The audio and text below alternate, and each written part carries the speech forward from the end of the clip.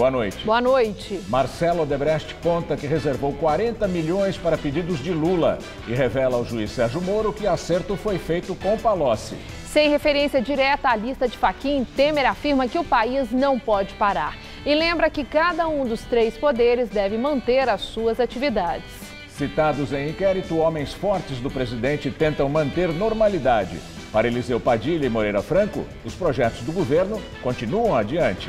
E investigação coloca sob suspeita a cúpula da política em São Paulo. O Alckmin, os 3 senadores e 10 deputados estão na delação da Odebrecht. Fernando Henrique defende transparência e diz que não tem nada a esconder. Emílio Odebrecht fala em vantagens indevidas nas 2 campanhas do ex-presidente. Denúncias de corrupção no ataque tomam conta das ruas e das redes sociais. Revelação sobre oceano de propinas causa indignação, mas também esperança. O Jornal da Gazeta está no ar.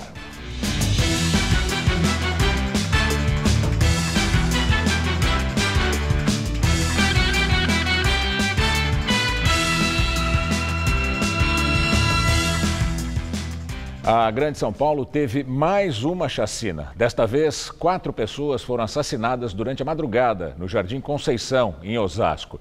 É o 3º caso em menos de uma semana. Assim, o número de mortos já chega a 13. Por causa dos crimes de hoje, houve protestos e um ônibus foi incendiado no Jardim Conceição. No início da manhã, faltou transporte na região. O policiamento foi reforçado logo na entrada do bairro Jardim Conceição, em Osasco. Nesta tarde, carros e motos eram revistados. Na região da chacina também havia viaturas da Força Tática e da Guarda Municipal da cidade. O aumento do policiamento aconteceu após 2 ataques que acabaram com 4 mortos e 1 ferido em estado grave na madrugada de terça-feira. Segundo testemunhas, 3 amigos estavam nesta esquina, na rua Orlando Torres, quando foram atingidos por disparos de dentro de um carro prata. Logo em seguida, outros 2 homens foram atingidos na Avenida Vitor Tivita, na mesma região. Depois da violência, houve um protesto e um ônibus foi incendiado. Bem aqui, a gente ainda vê marcas aqui no chão. Esse local fica a poucos metros do primeiro ataque e, por causa disso, desde as primeiras horas da manhã, ônibus não circularam aqui no bairro. A Prefeitura de Osasco informou que somente às 9 da manhã o transporte foi normalizado após uma reunião com empresas de ônibus. Até agora, nenhum suspeito foi preso. No dia 2 de abril, um policial militar foi ferido por tiros no bairro quando atendia uma denúncia em um baile funk. A Polícia Civil, que investiga o caso, está ouvindo testemunhas, mas não informa se há relação entre as ocorrências. Esta é a 3ª chacina na Grande São Paulo em uma semana. No dia 6 de abril, 9 pessoas morreram em ataques na zona norte e sul da capital por tiros disparados por pessoas que estavam em motos. Na região do crime de Osasco, a população diz que a violência é parte do dia a dia. A violência em Osasco está muito grande. As pessoas estão sendo assaltadas todas as horas, as crianças vão para a escola e é assaltado, os pais de família vão trabalhar e é assaltado. A violência é grande, principalmente na sexta e no sábado, que tem arrastão no bairro inteiro. Ao menos 4 ex-presidentes foram citados nas delações da Odebrecht. Entre eles, Collor, Fernando Henrique, Lula e Dilma. Apenas Collor é alvo de inquérito e o processo contra ele vai ficar no STF. O senador Fernando Collor, do PTC de Alagoas, é suspeito de receber R$800 mil de propina e caixa 2 para sua campanha de 2010. De acordo com a delação, o valor foi pago pelo setor de operações da Odebrecht. Nos arquivos, Collor é chamado de Roxinho. Por meio de sua assessoria, Collor nega de forma veemente ter recebido qualquer vantagem indevida na campanha de 2010. No caso do ex-presidente Fernando Henrique Cardoso, a citação foi feita por Emílio Odebrecht, patriarca da família e atualmente presidente do Conselho da Empreiteira. Segundo a delação, o tucano teria recebido vantagens indevidas e não contabilizadas para as 2 campanhas dele à presidência, em 1993 e depois em 97. FHC se elegeu presidente em 94 e se reelegeu em 98. Em vídeo publicado em uma rede social, Fernando Henrique diz que ainda não conhece o teor das declarações, mas que vai esclarecer tudo. O que é importante? Ir até o fundo das questões. O Brasil hoje precisa de transparência. A Lava Jato está colaborando no sentido de colocar as cartas na mesa. Vamos colocar as cartas na mesa. Eu não tenho nada a esconder, nada a temer. Já o ex-presidente Lula é citado em 6 petições. Segundo os delatores, o petista aparecia nas planilhas com o codinome de Amigo. A Odebrecht teria bancado a reforma no sítio em Atibaia, imóveis e palestras do ex-presidente, além da construção da sede do Instituto Lula. Ainda de acordo com as delações, a Odebrecht pagou para que um orientador de carreira viabilizasse uma empresa de eventos esportivos para um dos filhos de Lula, Luiz Cláudio. Executivos da Odebrecht disseram ainda que o irmão de Lula, conhecido como Frei Chico, teria recebido uma espécie de mesada da empreiteira no valor de R$5 mil. Também pesam contra o ex-presidente a citação de que Lula teria usado sua influência para favorecer contratos da Odebrecht em obras em Angola, na África. Em resposta às delações, o ex-presidente disse que jamais apresentaram qualquer fato ou prova para sustentar as acusações, que ele classifica de falsas. Lula acrescenta que sempre agiu dentro da lei. Sobre as obras do Instituto Lula, a assessoria diz que a contribuição da Odebrecht foi feita dentro da lei. Já com relação à ex-presidente Dilma Rousseff, os delatores citam vantagens indevidas e não contabilizadas da Odebrecht à campanha eleitoral da petista em 2014, quando ela foi reeleita. Em nota, a ex-presidente se disse vítima e afirmou que não sabe do que está sendo acusada. O presidente Michel Temer também é citado nas delações, mas o procurador-geral da República, Rodrigo Janot, não o incluiu na lista porque Temer possui a chamada imunidade temporária. É que enquanto estiver no cargo, o presidente da República não pode ser responsabilizado por crimes que não tenham relação com o exercício do mandato. O nome de Temer é mencionado em 2 pedidos de abertura de inquérito. O primeiro investiga 2 ministros do atual governo por suspeita de terem pedido propina para a campanha de 2014. Eliseu Padilha, ministro-chefe da Casa Civil, e Moreira Franco, ministro da Secretaria-Geral da Presidência, ambos do PMDB. O segundo pedido investigaria o senador Humberto Costa, do PT, por suspeita de recebimento de propina. Há menção à participação de Temer em supostas reuniões para tratar do assunto. O ex-presidente José Sarney, que governou o país entre 1985 e 1990, também do PMDB, não aparece diretamente nas delações, mas ele é investigado de maneira paralela. É que na Justiça Federal de Goiás, Sarney já é investigado sobre um suposto esquema de pagamento de propina nas obras da Ferrovia Norte-Sul. Por este mesmo esquema, constam da lista enviada ao Supremo o ex-deputado Valdemar da Costa Neto e o deputado federal Milton Monte, ambos do PR. Sarney nega as acusações. Apenas Collor e Sarney serão processados no Supremo Tribunal Federal. Collor por ser senador e Sarney porque o inquérito contra ele tem relação com outros parlamentares. Os demais ex-presidentes serão alvos de investigações em outras instâncias da Justiça, pelo fato de não terem mais foro privilegiado no STF. Nos casos de Fernando Henrique e Dilma, as investigações vão correr na Justiça Federal de São Paulo, já Lula na Justiça Federal do Paraná, com o juiz Sérgio Moro. Com a divulgação da lista de Fachin, importantes políticos de São Paulo vão ser investigados, entre eles o governador Geraldo Alckmin, do PSDB, os 3 senadores eleitos por São Paulo e 10 deputados federais. O governador de São Paulo é citado por 3 delatores da Odebrecht. Segundo eles, Geraldo Alckmin, do PSDB, recebeu entre 2010 e 2014 R$10.300.000 por meio do cunhado. Ademar César Ribeiro, irmão da primeira-dama Lu Alckmin, teria recebido pessoalmente uma parte dessa quantia. Ainda segundo a Procuradoria-Geral da República, os pagamentos vieram do chamado Setor de Operações Estruturadas da Odebrecht, conhecido como Departamento da Propina. Em agenda pública no interior hoje, Alckmin negou que tenha recebido recursos ilícitos para campanhas eleitorais ou autorizado alguém a fazer isso em nome dele. No meu caso, numa menção que foi feita, eu ainda não tenho conhecimento, mas vou verificar. As nossas campanhas eleitorais sempre foram modestas e rigorosamente dentro da lei. Cabe agora ao Superior Tribunal de Justiça, competente para julgar governadores, autorizar ou não o início da investigação contra Alckmin e outros 8 governadores que não têm foro no Supremo, mas que estão sob suspeita na Lava Jato. Novas diligências, porém, já foram autorizadas contra 2 senadores do PSDB eleitos por São Paulo. José Serra e Aloísio Nunes, que se licenciou para ser ministro das Relações Exteriores de Temer, serão investigados no mesmo inquérito por corrupção e lavagem de dinheiro, entre outros crimes. São suspeitos de receber propina para campanhas eleitorais em troca de favores à Odebrecht. A empreiteira teria obtido vantagens em licitação fraudada para obras do trecho sul do Rodoanel, quando Serra era governador e Nunes, chefe da Casa Civil. A versão foi confirmada por 7 delatores. Na época, a Dersa, estatal responsável pela construção, era comandada por Paulo Vieira Souza, o Paulo Preto, ligado à Serra.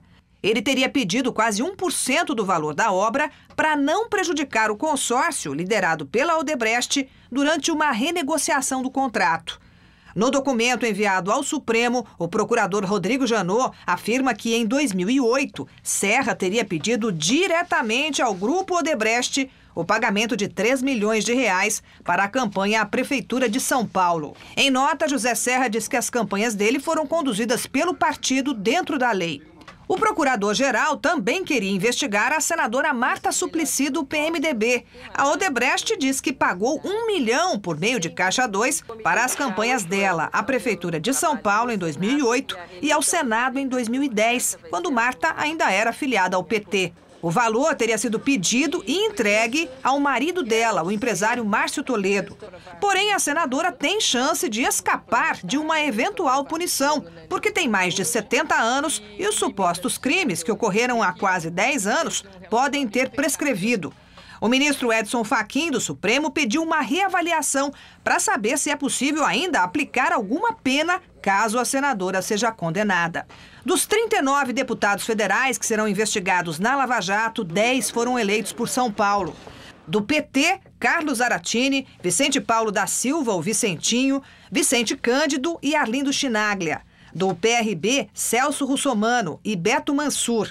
Do DEM, Rodrigo Garcia. Do PSDB, João Paulo Papa. Do PR, Milton Monte. E do Solidariedade, Paulinho da Força. Também na condição de investigado está o atual ministro da Ciência e Tecnologia, Gilberto Kassab, do PSD, alvo de 2 inquéritos. Segundo executivos da Odebrecht, ele recebeu 20 milhões de reais quando era prefeito de São Paulo em 2008 e em 2014, já no comando do Ministério das Cidades no governo Dilma. O ex-ministro Aloísio Mercadante, do PT, teria recebido por meio de Caixa 2 dinheiro da empreiteira para a campanha ao governo do estado em 2010. Como ele não tem foro privilegiado, os autos foram enviados à Justiça Federal em São Paulo. Na decisão, o ministro Fachin não detalha de quanto teria sido o repasse à Mercadante. Os políticos citados na lista de Fachin negam envolvimento nas irregularidades e dizem que esperam o acesso à investigação para se defender. O ex-prefeito de São Paulo, atual deputado federal Paulo Maluf, do PP, ficou de fora da lista. A investigação será arquivada por se tratarem de casos muito antigos. No entanto, o relator da Lava Jato no STF ressaltou que poderá voltar ao caso se surgirem novas evidências contra Maluf. O ministro Edson Fachin mandou para a Justiça Federal de São Paulo e ao Tribunal de Justiça do Estado 34 petições contra pessoas que não têm foro privilegiado. São citados o ex-presidente Fernando Henrique Cardoso, o ex-prefeito de São Paulo, Fernando Haddad, do PT, e o deputado estadual Fernando Capês, do PSDB.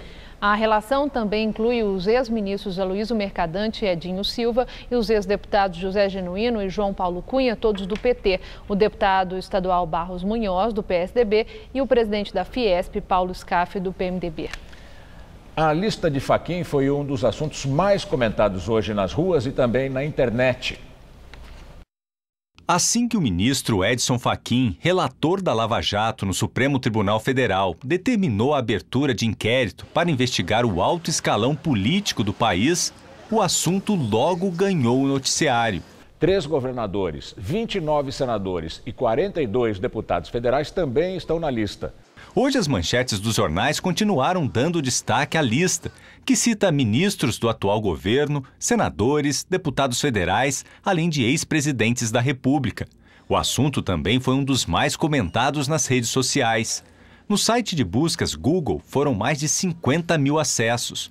No Twitter, os usuários dedicaram mais de 7 horas consecutivas a falar sobre o tema. Aqui nas ruas o assunto também não poderia ser outro. A lista de Fachin, com o nome de quase 100 pessoas que serão investigadas, dominou as conversas, propôs debates e motivou também várias reflexões. Agora é hora de passar limpo e que os culpados pagarem pelo que estão fazendo, e o Brasil precisa andar e acabar com toda essa roubalheira. É meio difícil, porque a gente já está numa crise econômica, numa crise política, no que vem ter eleição e a gente não sabe em quem acreditar, entendeu? Acho que a população está mais atenta e, ocorrendo uma reforma política, eu tenho certeza que haverá uma renovação.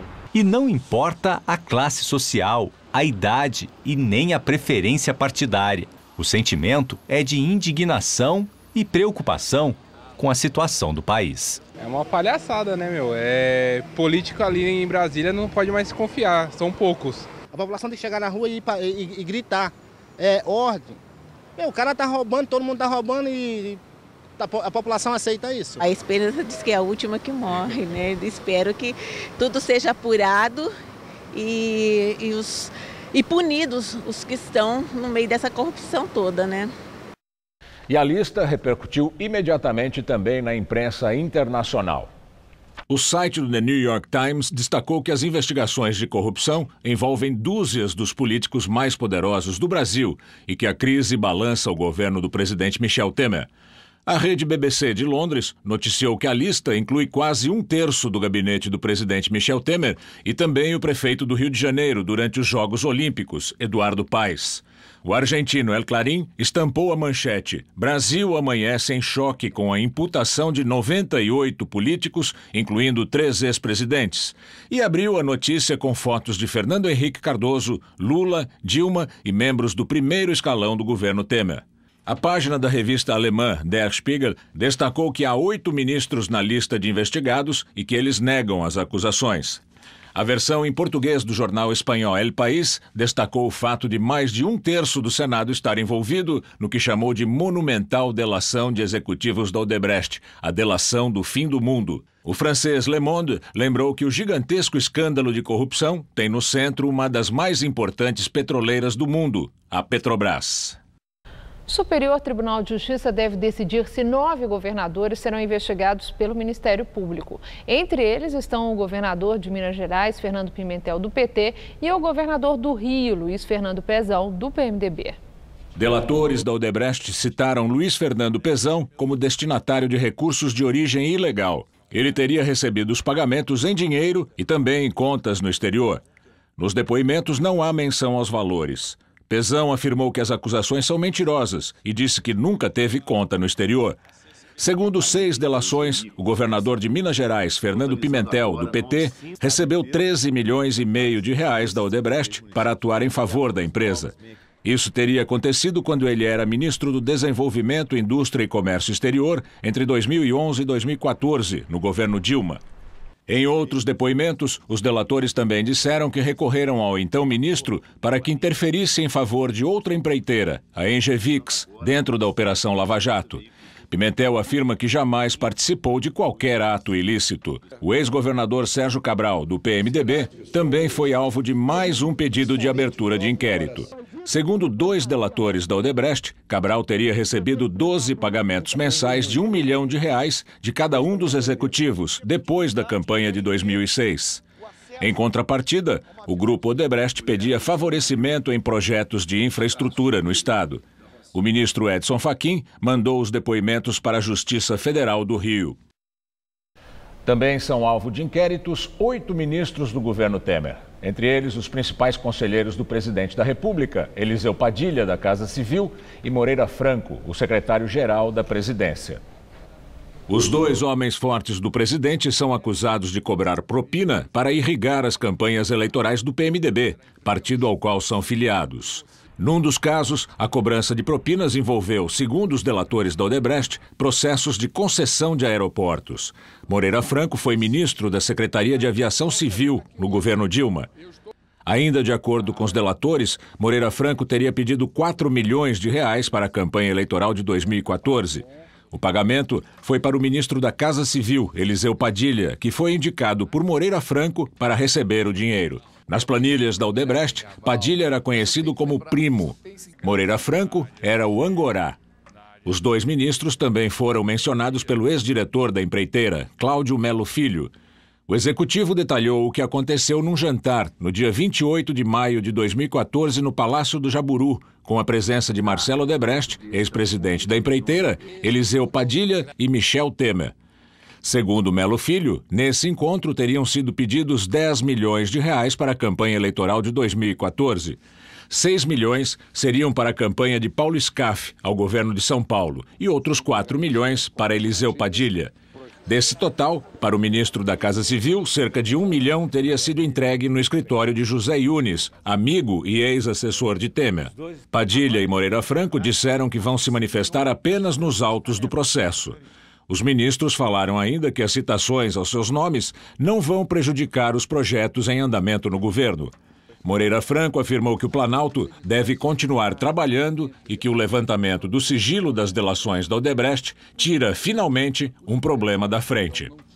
O temor do Palácio do Planalto é que a nova lista de Janot atrapalhe as principais votações no Congresso, principalmente a da reforma da Previdência, que encontra resistência de partidos da base aliada. Na lista de investigados está a cúpula do Congresso Nacional. Os presidentes do Senado, Eunício Oliveira, do PMDB, e Rodrigo Maia, do DEM. Ambos teriam recebido dinheiro da Odebrecht.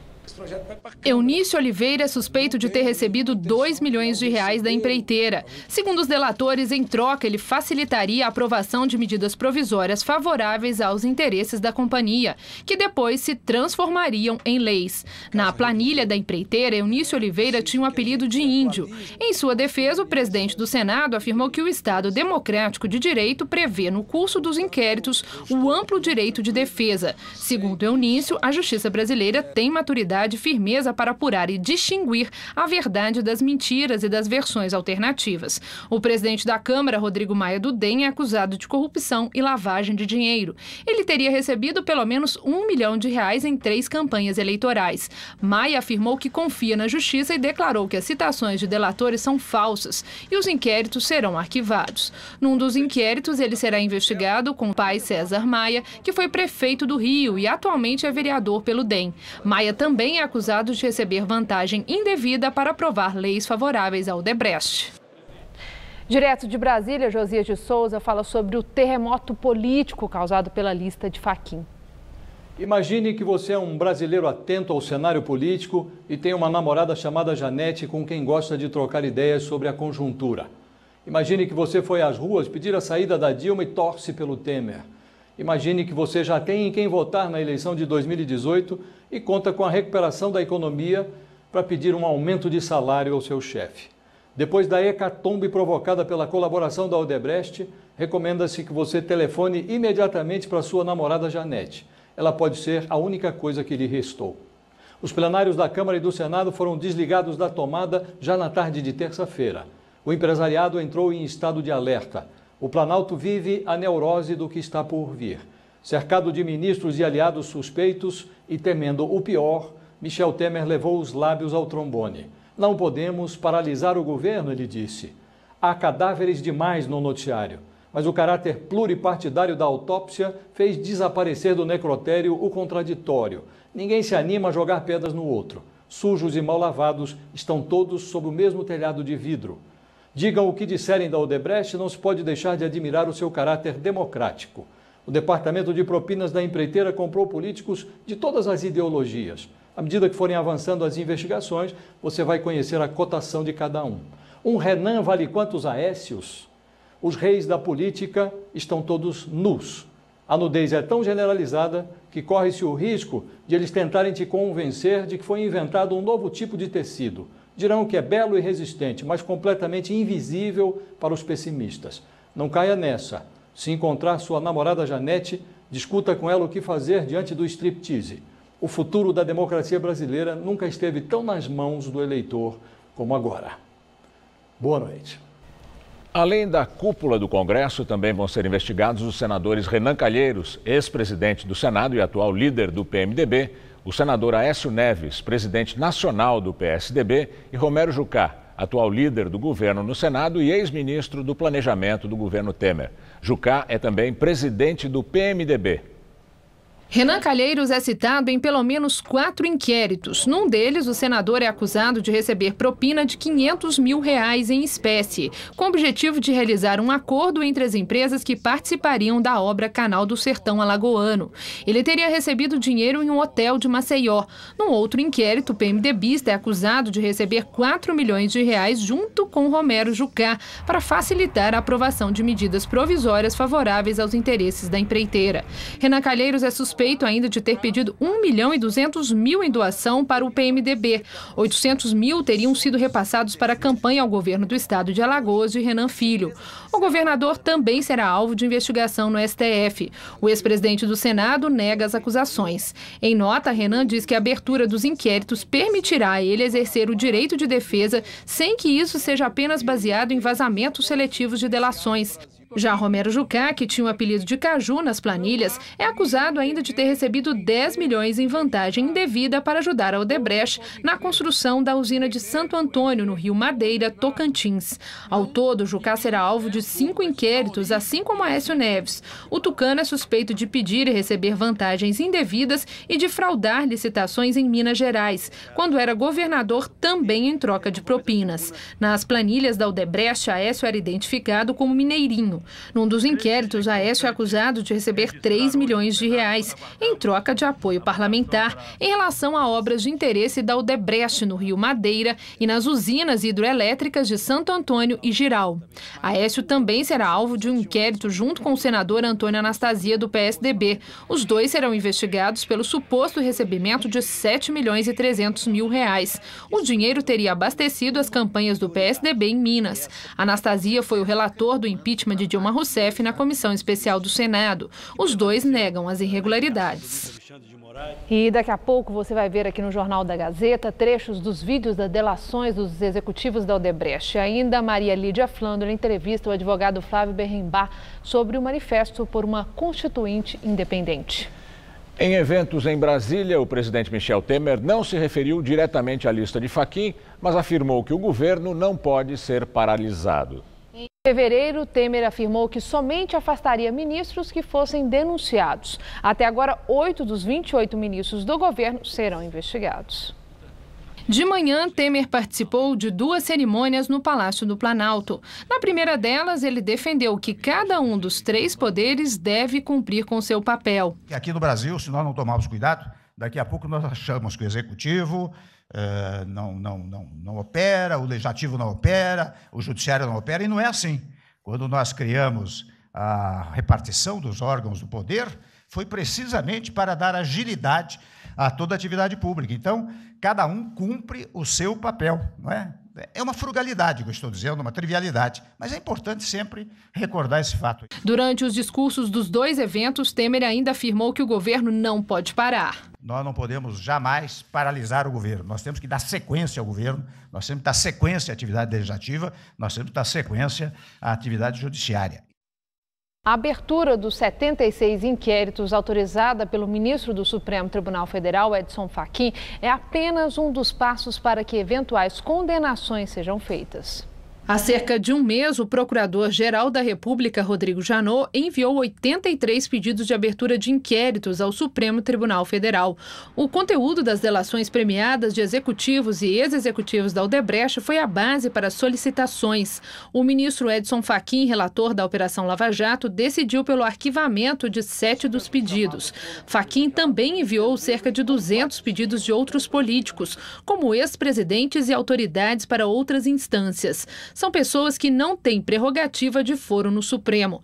A abertura de inquérito não é uma condenação antecipada dos investigados. É a partir dela que se apuram indícios para descobrir se os envolvidos cometeram crime.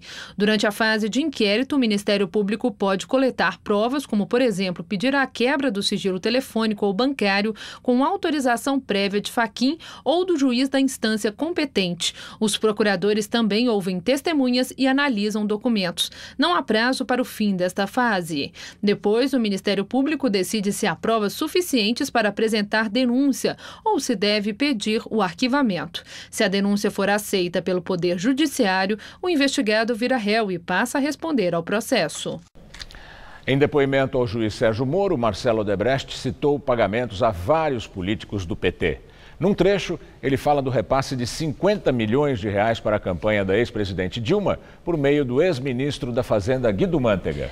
Marcelo Odebrecht também confirmou apelidos que constavam do departamento de propina da construtora. O ex-ministro da Fazenda, Guido Mantega, era conhecido como Pós-Itália porque ocupou o cargo depois de Antônio Palocci, o italiano.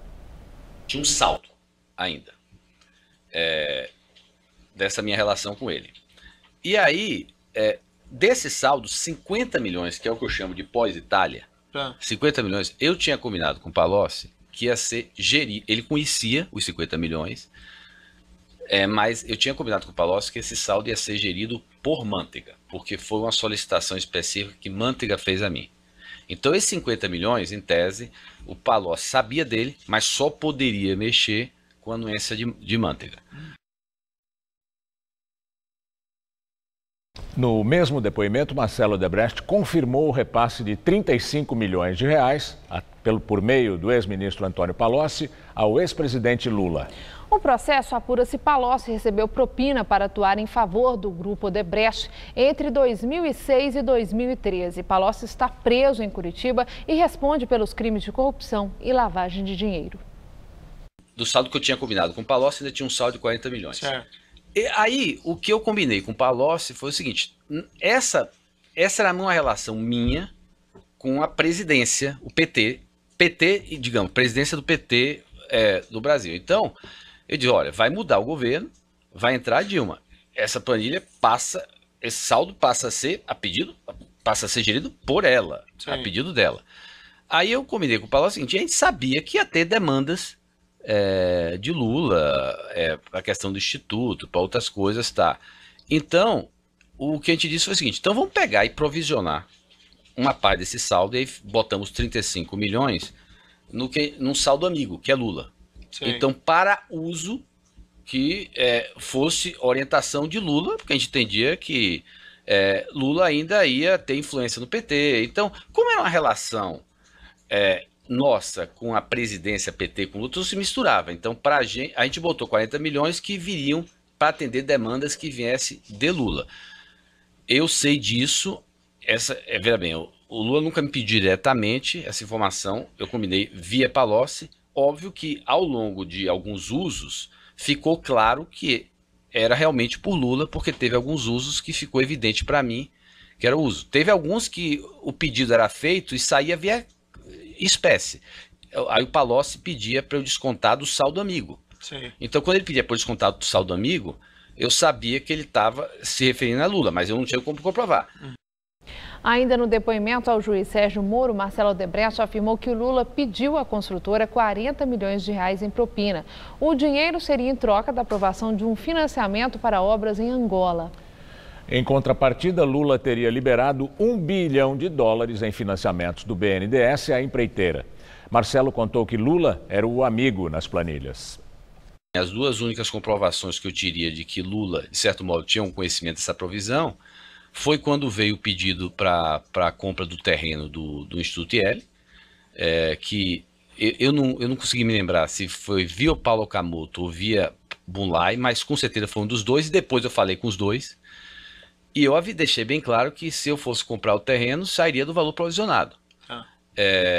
E a gente comprou o terreno, saiu do valor provisionado, depois o terreno acabou, a gente vendeu o terreno e voltou a acreditar. E teve também, faz parte da minha colaboração, porque a gente tem a versão, aí se o senhor quiser ver, que tem também uma doação para o Instituto Lula em 2014 que saiu do saldo amigo. Então, são as únicas duas coisas que eu consigo dizer. O resto, essa informação vinha do Palocci, quando ele pedia para a Brani pegar o dinheiro em espécie, ele dizia, olha, era para bater do saldo amigo ou do saldo Itália, que era gerido por ele. O pré-dielo foi aquele pedido que eu comentei com o senhor, quer dizer, em meados de 2010, o Paulo Akamoto ou o Bulay, um dos dois fez o primeiro approach, mas depois eu conversei com os dois. Veio dizer que o Bulay e o Roberto Teixeira tinham fechado um terreno que queriam que fosse a futura sede do Instituto Lula, tá? E queriam que a gente comprasse o terreno e doasse. Eu falei, olha, eu tinha acertado um valor, certo? Que em tese era para ser doado todo o Instituto Lula e vocês administrar. Vocês não querem, vocês ficam pedindo aos poucos. Se arrancar do provisionamento que eu tenho com o Palocci, tudo bem. Mas eu tenho que pegar a autorização dele. Aí eu fui em Palocci e disse, Palocci, olha, o pessoal está querendo o Instituto, tá? Tem autorização sua para usar esse recurso do... E aí ele falou, sim. Aí eu fiz a transação, a gente comprou o terreno, até pedi a um amigo meu que prestasse serviço também para a empresa. Ele, de confiança, ele comprou o terreno no nome da empresa dele e depois não andou em frente, aí... A gente acabou, uma empresa nossa imobiliária comprou o terreno para fazer o empreendimento imobiliário, depois não teve interesse e aí foi... Porque eles resolveram comprar e depois desistiram. Então, na verdade, foi feito um débito e lá na frente tem um crédito. Tem um crédito. Ao saldo amigo. Vamos agora ao comentário de política com Bob Fernandes.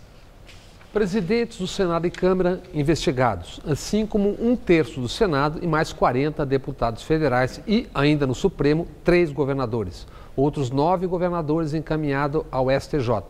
Temer não será investigado nessa, porque citações se referem ao mandato atual. Será no TSE. Para as outras instâncias, seguiram casos dos ex-presidentes Dilma, Lula e Fernando Henrique. Collor e Sarney no Supremo. Lula, réu em 5 inquéritos, será ouvido pelo juiz Moro a 3 de maio. Moro o condenará. Se condenado numa segunda instância, Lula estará fora da disputa presidencial. Investigados também os presidenciáveis Alckmin, Aécio e Serra. O ministro Fachin, relator da Lava Jato, enviou ao STJ e outras instâncias mais 201 pedidos de investigação. Os 8 ministros do governo Temer serão afastados durante esse processo, como deveria ser praxe? Não.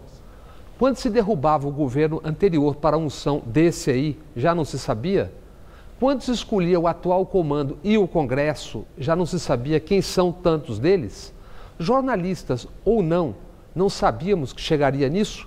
Por que ouvíamos a tantos sem, a cada vez, perguntar e informar sobre as suspeições contra cada um se sabíamos ser sistêmico? Não sabia quem não tem como saber, quem não teve oportunidade de saber. Não sabiam os ingênuos e fingiam não saber os oportunistas que seguem apontando o dedo contra corruptos do lado oposto, do alheio. Muitos dos investigados ou citados bradaram contra a corrupção ao longo da história ou em passeatas recentes a bordo de camisas da CBF. Outros, mesmo já citados, seguiram e seguem nas manchetes pontificando contra a corrupção, a alheia. Da mesma forma, na cara dura, na hipocrisia, gente que fez fortuna com campanhas e nos negócios. Investigação não significa culpa automática. Há que provar. Para quem está na primeira instância, será rápido. No Supremo, STJ, coisa de anos e anos, para depois de 2018. 2018, espaço a ser trabalhado para avanços. Espaços para, já a caminho, o velhíssimo fantasiado de novo. E espaço crescente para o fascismo em estado bruto. Boa noite. O ex-diretor da Odebrecht, Alexandrino Alencar, revelou em delação premiada na Lava Jato que o filho do ex-presidente Lula recebeu favores da empresa. Alencar disse que ao final de uma reunião no Instituto Lula, o ex-presidente pediu ao empreiteiro Emílio Odebrecht que a construtora ajudasse seu filho Luiz Cláudio a iniciar a carreira profissional apoiando a Liga de Futebol Americano. O empresário atendeu ao pedido. Terminada a reunião, Lula disse, espera aí, o Lula abre a porta da sala dele, peraí, você numa sala do lado, e lá estava o Luiz Cláudio. Eu fiquei encarregado de implementar de criar esse empresário, ou essa liga, né? O presidente Lula queria que um grupo fizesse o que chamam no jargão administrativo, fazer um coaching do rapaz. A Concept, uma das empresas contratadas, cuidou do marketing do projeto. Aproximadamente essa Concept foi remunerada em torno de R$700 mil por ano, por nós, ou seja, ele deve ter, pelo conjunto, quer dizer, 630 por nós e 70 por ele, 70 mil, durante 3 anos. No fim da tarde, apareceram vídeos da delação de Marcelo Odebrecht. Ele disse que repassou 50 milhões de reais ao PSDB e que parte desse dinheiro foi para o senador tucano Aécio Neves. Eu não sei precisar quanto dessas contribuições, eu nem sei se Henrique sabe precisar isso, quanto dessas contribuições foi do PSDB, foi para o Aécio, foi para outros candidatos, quanto isso foi de Caixa 2, isso com certeza, como é coisas antigas, não sei se precisar, se as pessoas sabem quanto foi Caixa 2, quanto foi oficial, quanto foi... Mas uma parte era para essa, outra parte era para candidatos, outra Caixa 2, outra isso. E eu sei que eram montantes relevantes. E a gente está falando de um montante da ordem pelo menos 50 milhões.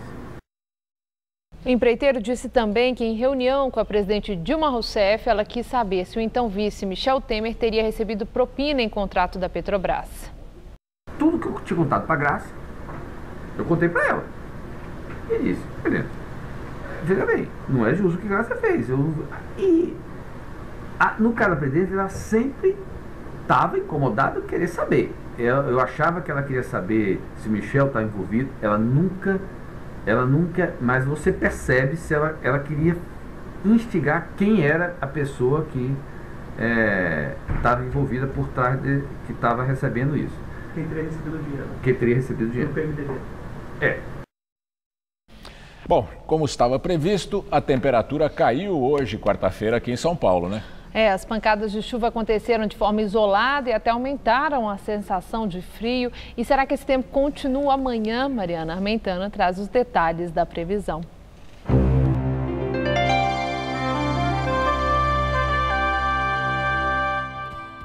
O ar polar entra pelo país, derruba as temperaturas e afasta as chances de chuva. Como a gente vê no mapa, em toda essa área em amarelo, o ar frio e seco predomina e deixa as temperaturas mais amenas nessa quinta-feira, principalmente na madrugada, quando chega a fazer até friozinho. Entre o litoral paulista e fluminense, a previsão é de tempo bem fechado amanhã, com chuvas a qualquer hora. Na verdade, olha, a quinta-feira vai ser de chuvas de intensidade variável em praticamente todo o litoral do país. Vamos ver aqui a nossa tabela de temperaturas? Olha só, em Curitiba, mínima nessa madrugada de 13 graus e máxima amanhã à tarde de 20 graus com muita nebulosidade. No Rio, temperaturas amenas para os parâmetros cariocas. Máxima em torno dos 27 graus com tempo bem fechado. Em BH, chuvas mais pontuais e termômetros entre 19 e 27 graus. E em Salvador, chuvinha fraca só para refrescar o calorão de até 32 graus amanhã. Agora no detalhe, o mapa aqui de São Paulo. O ar seco predomina na maior parte do estado e ainda faz calor pelo interior. Aqui na faixa leste, as temperaturas ficam mais amenas e a previsão é de tempo chuvoso no litoral. A máxima vai aos 32 graus em Votuporanga, no norte do estado, e aos 30 nas cidades de Ribeirão Preto, Araraquara e São José do Rio Preto. Mas no litoral não vai fazer mais que 24 graus em Caraguatatuba e 25 graus em Santos. Para a capital, eu já adianto que só vai esquentar mesmo no final de semana, viu? Nessa madrugada, teremos mínima de 16 e máxima amanhã à tarde de 22 graus. Na sexta-feira, feriado, esquenta mais, faz até 25 graus durante o dia. E no sábado, o sol brilha forte e a temperatura consegue chegar aos 29 graus por aqui. O Banco Central reduziu a taxa básica de juros de 12,25% para 11,25% ao ano. Esse corte de 1 ponto é o maior desde março de 2009. É a menor taxa básica de juros desde outubro de 2014. O relator da reforma trabalhista, o deputado Rogério Marinho, do PSDB do Rio Grande do Norte, apresentou hoje a versão final do relatório na Comissão Especial da Câmara. O texto encaminhado ao Legislativo pelo governo do presidente Temer altera 100 pontos da CLT. A expectativa é que o texto seja votado na Comissão Especial na semana que vem e levado ao plenário da Câmara até o fim do mês. E agora vamos ao comentário de economia com Vinícius Torres Freire. Apesar de todos os escândalos da Lava Jato, a política não parou, pelo menos ainda. Houve mais mudanças do projeto de reforma da Previdência do governo. Ontem foi apresentado um projeto, hoje de tarde foi apresentado um projeto enorme das leis trabalhistas. No caso da Previdência, a novidade mais importante é a das regras de transição. Isso quer dizer, quem vai ser pego pela reforma em cheio, quem vai escapar pelo menos um pouco. Pelo projeto original do governo, homens com menos de 50 anos e mulheres com menos de 45 entrariam na reforma. Quer dizer, apenas poderiam se aposentar a partir dos 65 anos.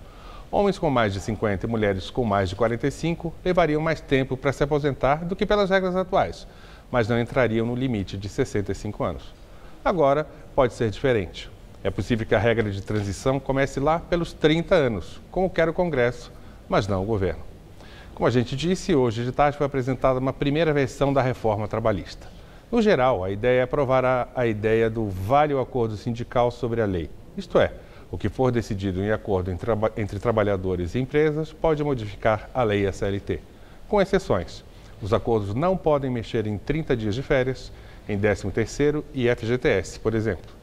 Mas o acordo sindical poderia mudar a duração da jornada de trabalho, a redução do salário, com redução de horas, banco de horas e o parcelamento de férias, que poderia ser dividido em até 3 períodos, de no mínimo 5 dias cada.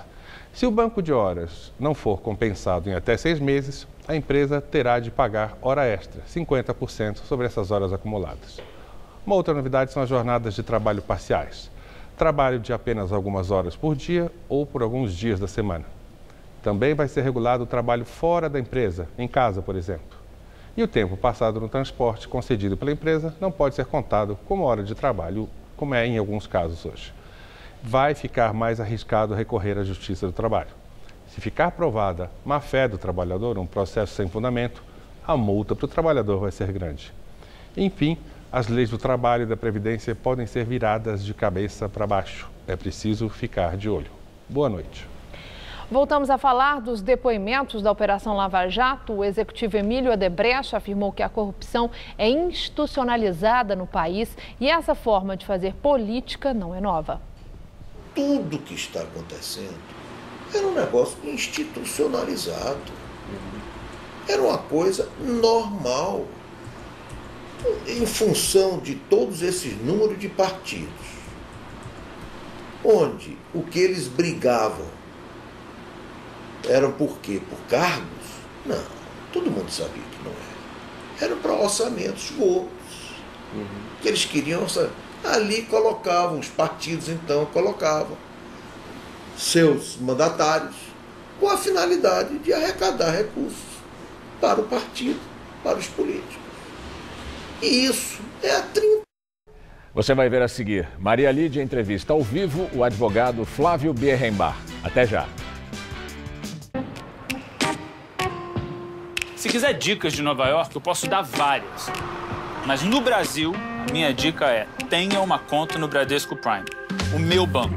Porque lá eu tenho atendimento personalizado, consultoria de investimento e, é claro, serviços internacionais. Porque uma hora eu posso estar em um lugar. Logo depois, em outro. Bradesco Prime. Viver é Prime.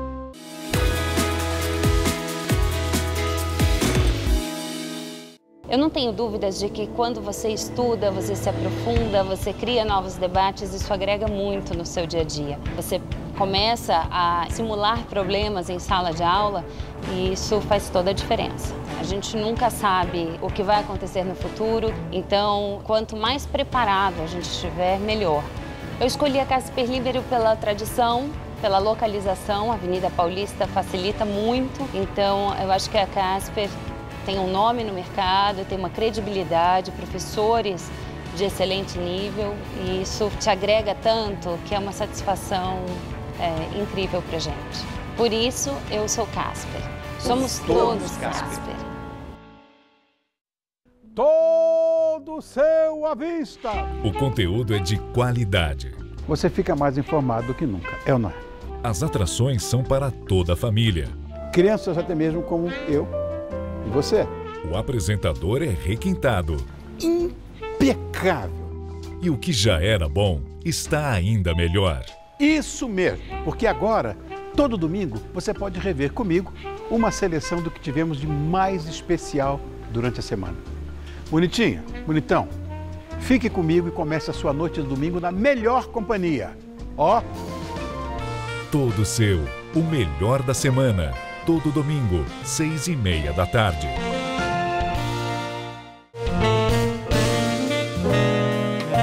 Oferecimento CVC, sempre com você.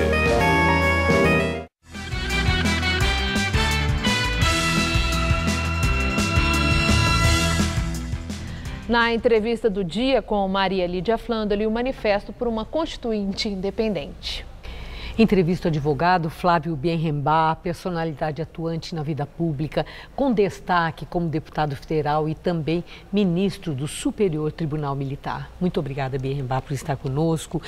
O choque foi muito grande com essa extensa lista do ministro Fachin, determinando a investigação de tantos políticos e autoridades do país. E as pessoas todas se indagando. Tem que ter uma saída, qual é a saída?